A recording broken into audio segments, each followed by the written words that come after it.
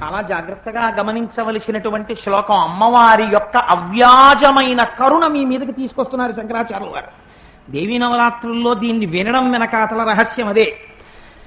రెండో పాదంలో అంటారు, రెండో చరణంలోకి వచ్చేటప్పటికి రతే పాతివ్రత్యం శిథిలయతిరం ఏన వపుషా. రతీదేవి యొక్క పాతివ్రత్యము వీడిని చూడడం వల్ల శిథిలం అయిపోతుంది. ఏంటండి ఆ మాట అంటే, ఆయన చాలా లక్ష్మీ కటాక్షం ఉంది, చాలా సరస్వతీ కటాక్షం ఉంది. కానీ నేను ఇలా అన్నానని అనుకోకండి, ఆయన్ని చూస్తే భయం వేస్తుంది. అటువంటి రూపంతో కొడుకుని ఉన్నవాడు అనుకోండి, కొందరికి జన్మతః ఉండొచ్చు, కొందరికి ప్రమాదముల వల్ల రావచ్చు. నేను ఒకసారి చాలా కాలం క్రితం అపోలో హాస్పిటల్స్కి వెళ్ళాను. మా బంధువులు ఒకరు కళ్ళు చెక్ చేయించుకుంటుండే. పాపం యాక్సిడెంటల్గా స్టవ్ దగ్గర ఏదో పేలిపోతే ఒక ఆయన ముఖం కాలిపోతే ఈ కళ్ళు రెండింటికి బదులు 2 కన్నాలు ఉన్నాయి, అసలు ముక్కు లేదు, దాని బదులు 2 కన్నాలు ఉన్నాయి, చెవులు లేవు, దాని బదులు 2 కన్నాలు ఉన్నాయి. ముఖానికి గుడ్డ కట్టి తీసుకొచ్చారు. ఆయన్ని డాక్టర్ గారి దగ్గరికి తీసుకెళ్లే ముందు గుడ్డ గిప్పారు. మీరు నమ్ముతారా, అక్కడ బయట కూర్చున్న పేషెంట్లలో చాలా మంది కళ్ళు తిరిగి పడిపోయారు అసలు చూడగానే. ఇప్పుడు మీరు ఒకటి ఆలోచించండి, ఈశ్వరుడు మనకి 10 మంది చూసి భయపడకుండా ఉండగలిగిన రూపాన్ని ఇచ్చింది కూడా అమ్మవారి అనుగ్రహం. అది నిలబడుతున్నది కూడా అమ్మవారి అనుగ్రహం వల్ల. ధూర్తతనంతో కూడిన ప్రవర్తన ప్రమాదములకు కారణమవుతుంది. చాలా బాగా జ్ఞాపకం పెట్టుకోండి. అందుచేత శంకరులు అంటున్నారు, నీకు ఎటువంటి రూపం ఉంటుందో తెలుసా? రతీదేవి యొక్క పాతివ్రత్యాన్ని శిథిలము చెయ్యగలిగిన రూపం వస్తుంది అమ్మవారి పాదములు పట్టుకున్న వాడికి. రతీదేవి పాతివ్రత్యం శిథిలం అవడం ఏమిటండి అంటే, ప్రపంచంలో ఎవరైనా చాలా అందగాడు ఉన్నాడు అనుకోండి, ఆయన మన్మథుల్లా ఉంటాడండి అంటే మనస్సుని మధించేస్తాడు ఆయన. రతీదేవి అంటే ఏమిటో కాదండి, స్త్రీ పురుషుల మధ్య ఉండేటటువంటి ఆసక్తి రూపం. అటువంటి మన్మథుడు జగత్తులో చాలా అందగాడిగా చెప్పబడతాడు. మన్మథుడి యొక్క సౌందర్యం కన్నా గొప్ప సౌందర్యం మా స్వామిది. కందర్పదర్ప రసుందర దివ్యమూర్తే కాంతా కుచాంబురుహ కుట్మలలోల దృష్టే కళ్యాణ నిర్మల గుణాకర దివ్య కీర్తే శ్రీ వెంకటాచలపతే తవ సుప్రభాతం. కాంతా కుచా అంటే చలవుగాక. అసలు అలా లేపచ్చండి, అదే వెంకటేశ్వర స్వామి వారికి పని. అంటే ఆయనకి అలాంటి ధూర్త పనులు చేస్తాడని కాదు దాని ఉద్దేశ్యం. కాంతా కుచాంబురుహ కుట్మలలోల దృష్టే అంటే ఏమిటో తెలుసా అండి? భూదేవికి స్తనములు అని దేన్ని పిలుస్తారంటే ధాన్యపు రాసులు. ధాన్యపు రాసులు కొండలంత ఎత్తు పెరిగిపోతే అందులోంచే మనం అన్నం తింటాం. ఆ ధాన్యపు రాసులే కదండి మనని పోషిస్తాయి. అవే భూదేవి యొక్క స్తనాలు. వాటి యొక్క కుచాగ్రముల యందు చూస్తూ ఉంటాడు ఆయన. అంటే ఆయన అనుగ్రహంతో అమ్మవారి యొక్క స్తనముల యొక్క పాలని మనం తాగుతున్నాం. ఆయన యొక్క కారుణ్య దృష్టి పడితే, ఆయన అనుగ్రహం ఉంటే అమ్మ పులకించి మనకి పంటలు ఇస్తుందయా అని. అంతేకాని ధూర్తతనంతో శ్లోకాన్ని అర్థం చేసుకోమని కాదు. సరే, అందుచేత ఇక్కడ ఎటువంటి సౌందర్యంట, రతీదేవి పాతివ్రత్యం శిథిలమైపోతుంది.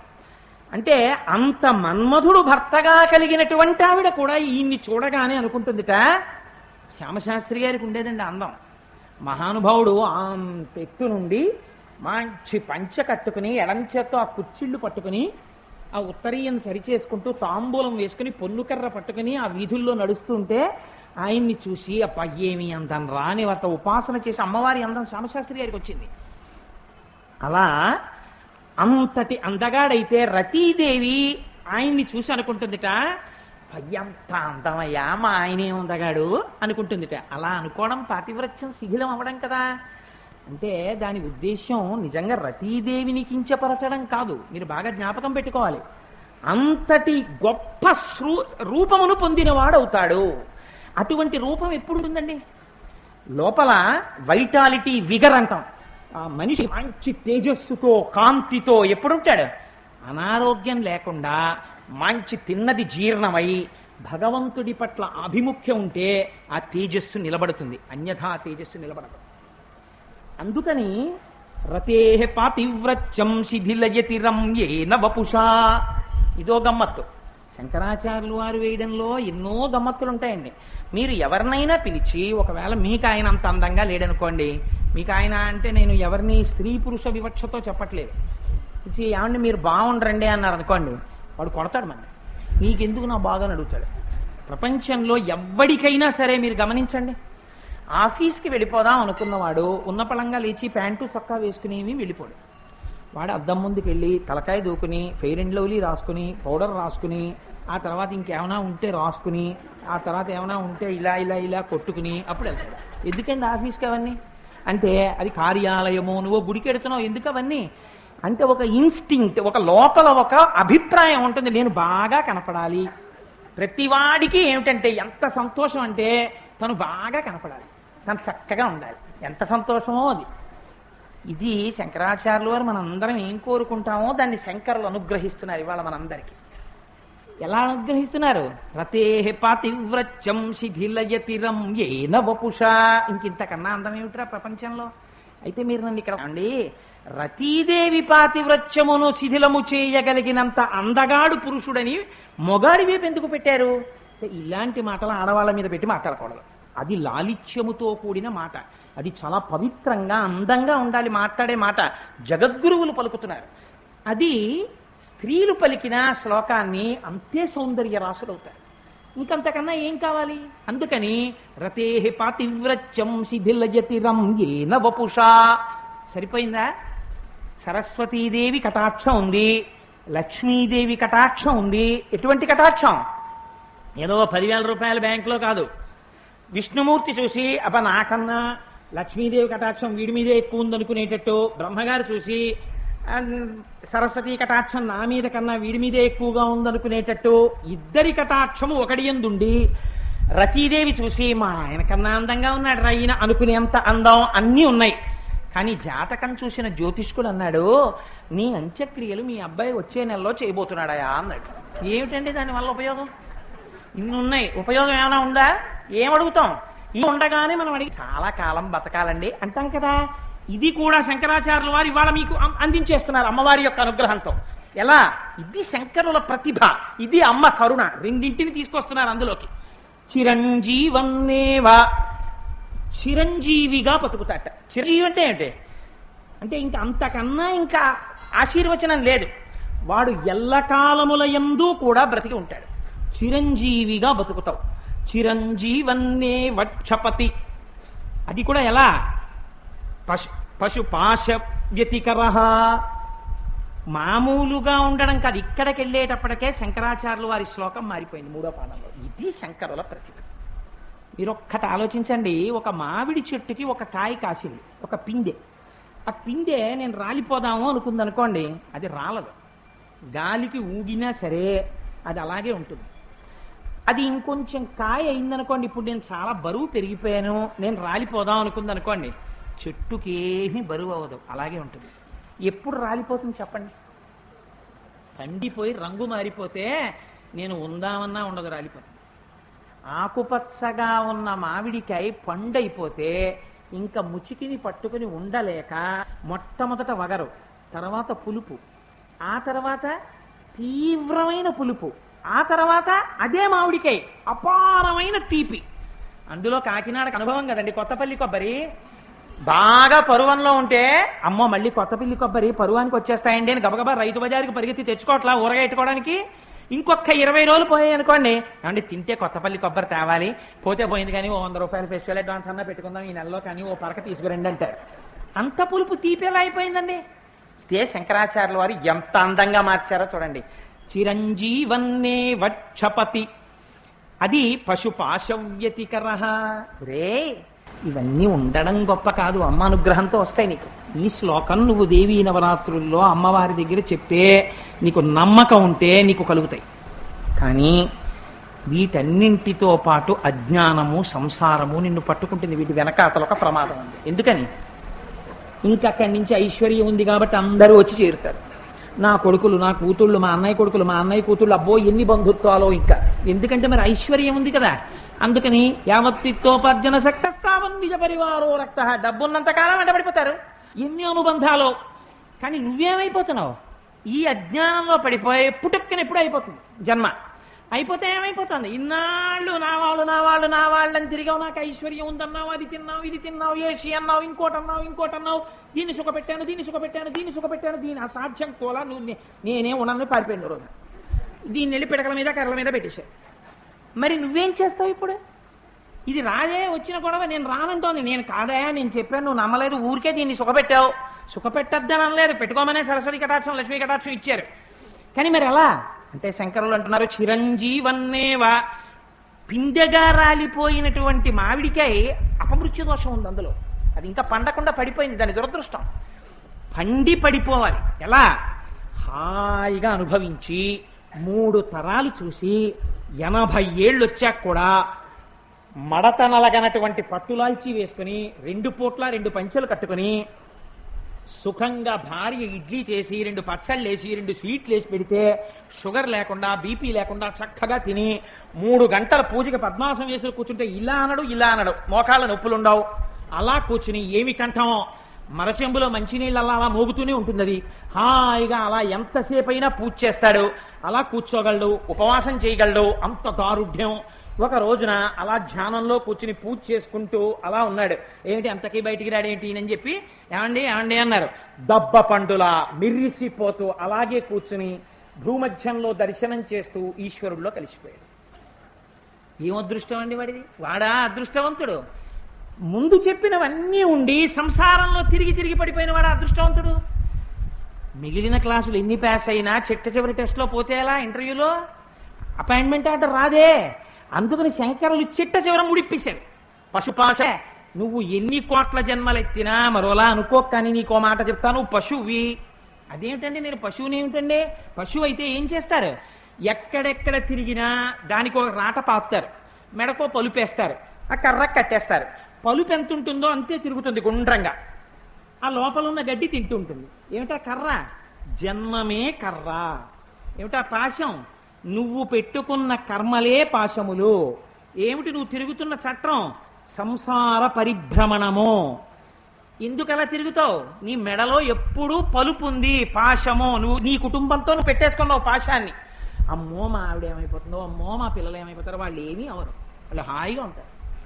అందుకని ఈ పాశములు తగిలించుకున్నది పశువు. అమ్మవారు ఏం చేస్తుందో తెలుసా అండి? ఎవరి యందు ఆవిడ అనుగ్రహం ప్రసరిస్తుందో, నేను ఇందాక చెప్పానే, వాడు 3 తరాలు చూస్తాడు. అది కూడా ఎలా చూస్తాడో తెలుసా అండి? మా పెద్దబ్బాయి పిల్లలండి, ఒకడేమో ఇంజనీరింగు MBA, రెండో వాడు IIT అండి, మూడో వాడేమో FRCS లండన్ అండి. అదేంటి మా రెండో అబ్బాయి పిల్లలండి, వాడు కార్డియాలజిస్ట్ అండి. భగవంతుడు దయా కోటేశ్వరారు పిల్లలందరూ మనవలతో మునిమనవలతో ఉన్నారండి అంటాడు. ఈ తాతగారు వచ్చి కూర్చుంటే సంక్రాంతి పండక్కి పిల్లలందరినీ పిలిచి ఓ చెక్ రాశాడంటే 1,00,000 రూపాయలకి రాసేస్తాడు. ఏమీ బెంగలేదు, అంత డబ్బు. పిల్లలందరికీ బంగారాలు ఎడతాడు, ఇళ్ళు కట్టిస్తాడు. హాయిగా వచ్చి ఇంతమంది తాతగారికి దండం పెడతారు. ఇంత ఐశ్వర్యం ఉంటుంది. కానీ ఈయన మాత్రం వీళ్ళందరికీ ఆశీర్వచనాలు చేస్తాడు, అందరికీ డబ్బిస్తాడు, అందరినీ ప్రేమిస్తాడు. ఈయన హృదయం ఎక్కడ ఉంటుందో తెలుసా అండి? సంక్రాంతి పండగ నాడు ప్రయత్నపూర్వకంగా తన కారికి ఒక మహాపురుషుడు ఒక వేదం చదువుకుని లోకాన్ని ఉద్ధరించడానికి నిరాడంబరమైన బ్రతుకుతున్నటువంటి ఒక కృష్ణావధానులు గారి వంటి మహానుభావుడి ఇంటికి వెళ్ళి 2 మామిడి పళ్ళు ఇచ్చి దండం పెట్టుకుని ఈశ్వర నీ కృప నాకు ఇలాగే ఉండాలంటాడు. ఇలాంటి బ్రతుకు దొరకాలంటే చిరంజీవన్నే వక్షపిత పశుపాశవ్యతికర. పశుపాశం విడిపోయేటట్టు ఎలా చేస్తుంది? ఇన్ని ఇచ్చి పాశాన్ని జ్ఞానం అనే గొడ్డలతో ఇలా కొడుతుంది, చేయిపోతుంది అంతే పాశం. వాడు హాయిగా ఎప్పుడు అమ్మవారి మాటే తలుచుకుంటూ ఉంటాడు. అది అలవాటు కోసమే దేవీ నవరాత్రుల్లో నిజంగా గోపాలకృష్ణ స్వామిని కన్న తల్లి ఎంత ధన్యురాలో, ఎంత కష్టపడ్డాడో మహానుభావుడు. ఇప్పుడు చూద్దరుగాని అమ్మవారిని ఉయ్యాల్లో పడుకోబెట్టి ఉయ్యాల ఊపి జోలపాట పాడిస్తారు. మహాతల్లి పెద్దాడు సూర్యకుమారి గారు వచ్చి ఉంటారు సభకి. అందుకని ఇంత వైభవోపేతంగా అమ్మవారిని తలుచుకుని రాత్రి పడుకుంటూ ఉంటాడు. కానీ అమ్మవారికి జోలపాట పాడి పడుకుంటాడు. వచ్చారాదా వేరు విషయం. లేస్తాడు, సుప్రభాతం పాడుకుంటాడు. జీవితాన్ని అనుసంధానం చేసుకుంటాడు. ఎప్పుడో ఆ ఊహతోనే వెళ్ళిపోతాడు. ఊపిరే కదండి మనిషికి ప్రాణం. ఆ ఊపిరి మరాళి మందగమన మహాలావణ్య సేవది. ఎప్పుడు ఆ తల్లి పాదములకున్న చిరుగంటలు వింటూనే ఉంటుంది ఆ చెవి, ఆ ఊపిరిలో. ఆ ఊపిరి ఆగిపోతున్నప్పుడు కూడా ఆ చప్పుళ్ళు వింటూనే ఆగిపోతాయి. తనని ఒక్కసారి స్తోత్రం చేస్తే 1,000,000 కోట్ల మందిని రక్షించిన దుర్గా శాకంభరి జీవితాంతం ఆ అమ్మని కొలిచిన వాణ్ణి ఎందుకు రక్షించదండి? అంచుమనందు రక్షించి తీరుతుంది. పశుపాశవ్యతికర, ఇది చిట్ట చివరికి వెళ్ళిపోయేటప్పటికి ఎటువంటి స్థితికి వెళ్ళిపోతాట అంటే అపారమైనటువంటి ఆనందాన్ని పొందేసి ఆ ఆనందంతో తన్మయత్వాన్ని చెందేసి పరానందాభిత్వా రసయతి రసం తద్భజనవాన్. ఇది శంకరాచార్యుల వారి యొక్క గొప్ప. అమ్మా, దేవీ నవరాత్రుల్లో సుప్రభాతం జరుగుతోందంటే పరిగెత్తుకొచ్చి నిలబడ్డవాడెవడో, అమ్మవారిని ఒక్కసారి మనసా ధ్యానం చేద్దామని వచ్చి కూర్చుని ధ్యానం చేస్తున్నవాడెవడో, నీ గురించి వింటున్నవాడెవడో, ఈ శ్లోకం చెప్తున్నవాడెవడో, చెప్తే మళ్ళీ పలికిన వాడెవరో, నీ పూజ చూసి పరవశించిపోయిన వాడెవరో, వాళ్ళందరికీ ఇవన్నీ ఇచ్చి చిట్ట చివర నువ్వు ఏ స్వరూపంలో వాడు ఉండగా తీసుకెళ్ళిపోతావో తెలుసా? బ్రహ్మానందాన్ని వాడు తాగి వెళ్ళడం కాదు. శంకరాచార్యులు వారి ప్రతిభ ఇది.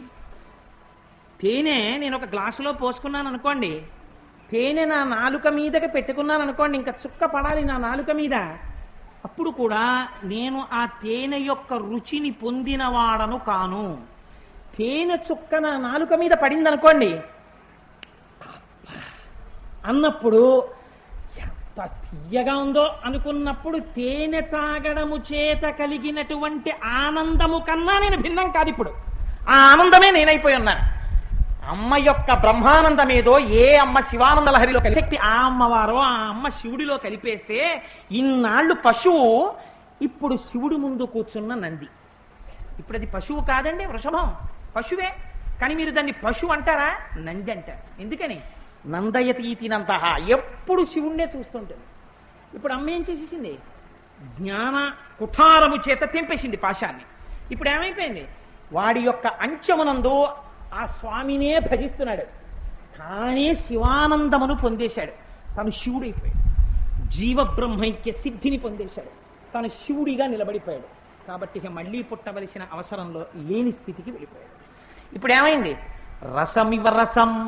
ఎంత గొప్ప మాటలండి శంకరాచార్యుల వారి. వాడు బ్రహ్మానందమును తాగాడని అనలేరు శంకరాచార్యుల వారు. వాడే బ్రహ్మానందం అయిపోయాడు, వాడే చిదానంద లహరి అంటారు. వాడే శివానంద రూపుడైపోయి, వాడే శివుడైపోయి పునరావృత్తి రహిత శాశ్వత శివ సాయుధ్య స్థితిని పొందేస్తున్నాడు. ఇవన్నీ ఎక్కడి నుంచి వస్తున్నాయమ్మా? తద్భజనవాన్. కేవలము నీ పాదముల దగ్గరికి వచ్చి కూర్చుని నీ పూజ చూసి నీ మాట విని నీ గురించి ఆలోచించి నీ నామం చెప్పుకుని నీ శ్లోకం చెప్పుకున్న వాడు ఎవరున్నాడో, నీ శ్లోకం పలికిన వాడు ఎవడున్నాడో వాడికి ఇవన్నీ నువ్వు ఇచ్చేస్తున్నావు. మీకు ఒక రహస్యం ఇవ్వాలి, నేను చెప్పేస్తున్నాను. ఈ శ్లోకం ఎవరు చెప్తారో, ఎవరు పలుకుతారో చంద్రశేఖర పరమాచార్య స్వామి ఢంకా మోగించి చెప్పారు.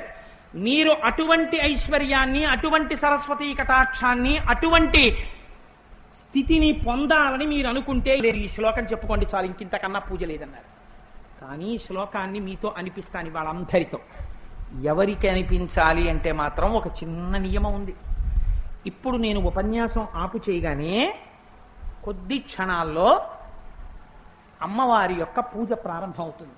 అసుర సంధ్య వేళలో అమ్మవారి పూజ ఎలా జరుగుతుందో మీరు చూద్దురు. కానీ ఇప్పుడు మామూలు పూజ కాదండి. నేను మీకు జస్ట్ బ్రీఫ్ ఇంట్రడక్షన్ ఇస్తాను. ఆ పూజ జరిగేటప్పుడు ఇప్పటి వరకు ఇలా ఉన్నవారు నేను మంగళం చెప్పడం పూర్తి అయిపోగానే ఒక్క 5 నిమిషాలు మంగళధ్వని మోగుతుంది. ఆ నాదస్వరం వినపడగానే మంగళప్రదంగా అమ్మవారి పూజ ప్రారంభం అవుతోందని గుర్తు. ఇక్కడున్న మీ అందరూ నాకు అభిముఖంగా ఉన్న వాళ్ళు మీరు అలా తిరుగుతారు, నేను అలా తిరుగుతాను. సుబ్రహ్మణ్య శర్మ గారు వచ్చి వేదిక మీద కూర్చుని శ్రీ సూక్తంతో పూజ ప్రారంభం చేస్తారు. మీ గోత్రనామాలు ఇక్కడ కూర్చున్న వాళ్ళందరూ చెప్పుకోవచ్చు. రేపు సువాసిని పూజకు వచ్చేవాళ్ళు మాత్రం పేరు ఎన్రోల్ చేసుకుని 2 తెచ్చుకుంటే చాలు. ఆచమనం చేయడానికి పాత్ర, కలశ పాత్ర, ఈ 2 తెచ్చుకుంటే చాలు. పువ్వులు మీ ఇష్టం, ఏమైనా ఉంటే కాసిన పువ్వులు తెచ్చుకోండి. అమ్మవారికి కూడా ఇవ్వచ్చు పువ్వులు, ఎందుకంటే ఆవిడ సువాసినులు పువ్వులు ఇస్తే పొంగిపోతుంది ఆ తల్లి. అందుకని పువ్వులు, కుంకం అలాంటి వాటికి ప్రీతి చెందుతుంది ఆవిడ, ప్రాణప్రతిష్ఠ చేయబడిన మూర్తి కనుక. అందుకని సువాసిని అర్చనకు వచ్చేవాళ్ళు 2 తెచ్చుకోండి. ఇప్పుడేమీ అక్కర్లా, అటు తిరిగి మీ గోత్రనామాలు చెప్పుకోండి. అమ్మవారికి అద్భుతంగా పూజ చేసి రాజోపచారాలు జరుగుతాయి. మీరు చూద్దరు కానీ పెద్ద పెద్ద క్షేత్రాల్లో జరుగుతుంటాయి, అలా జరుగుతుంది పూజ. అమ్మవారికి వాజ్యంఘోషయామి అంటారు. అనగానే ఇక్కడున్న వేదిక మీదకి ఎవరు ఆ అదృష్టాన్ని పొందారో అందుకే అమ్మవారి మూర్తిని గోపాలకృష్ణ స్వామి అలా రూపకల్పన చేయించారు. అమ్మవారి కంఠం మీద 3 మడతలు ఉండాలి, ఇలా గీతలు, త్రివళులు అంటారు. ఆ 3 గీతలు ఎవరు చూస్తారో నమస్కారం చేస్తారో వాళ్ళకి ఉత్తర జన్మలలో ఆ స్థాయిలలో సంగీతాన్ని పాడి సంగీతంలో నిష్ణాతులైపోయిన విద్వాంసులు కూడా అసలు ఎలా పుట్టాడురా, ఎలా వచ్చింది ఈ సంగీతం అని తెల్లబోయేంత సంగీతం రావాలంటే అమ్మవారి కంఠానికి ఉన్న 3 గీతలు చూడాలి. అందుకే పూజ అంతా అయిన తర్వాత మీ అందరూ దగ్గరకు వెళ్ళి దర్శనం చేసుకోవచ్చు. ఆ 3 గీతలు కూడా చూసి నమస్కారం చేసి వెళ్ళచ్చు. మీకు తీర్థప్రసాదాలు ఇచ్చి పంపిస్తారు. ఆఖర్న అమ్మవారికి జోలపాట అయ్యే ముందు ఈ శ్లోకం మీతో అనిపిస్తారు. అప్పుడు సరస్వతీ లక్ష్మీ కటాక్షం లభిస్తుంది. మంగళాశాసన పరై మదాచార్య పురోగమై సర్వైశ్చ పూర్వైరాచార్యై సత్కృతాయాస్తు మంగళం. మంగళం కోసలేంద్రాయ మహనీయ గుణాత్మనే చక్రవర్తి తనూజాయ సర్వభౌమాయ మంగళం. ఉమాకాంతాయ కాంతాయ కామితార్థప్రదాయినే శ్రీగిరీశాయ దేవాయ మలినాథాయ మంగళం. కరచరణ కృతం వా కర్మ వాక్కాజం వా శ్రవణనైనజం వా మానసం వాపరాధం విహితమ విహితం వా సర్వమేత్తక్షమస్వ. శివ శివ కరుణాబ్ధే శ్రీ మహాదేవ శంభో. సర్వం శ్రీ ఉమామహేశ్వర పరబ్రహ్మార్పణమస్తు. స్వస్తి.